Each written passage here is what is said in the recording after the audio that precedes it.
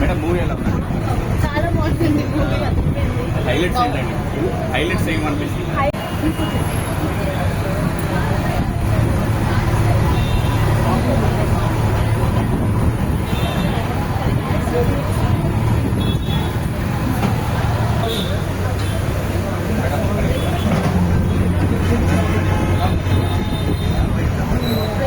Madam movie ఎలా చాలా బాగుంటుంది మూవీ.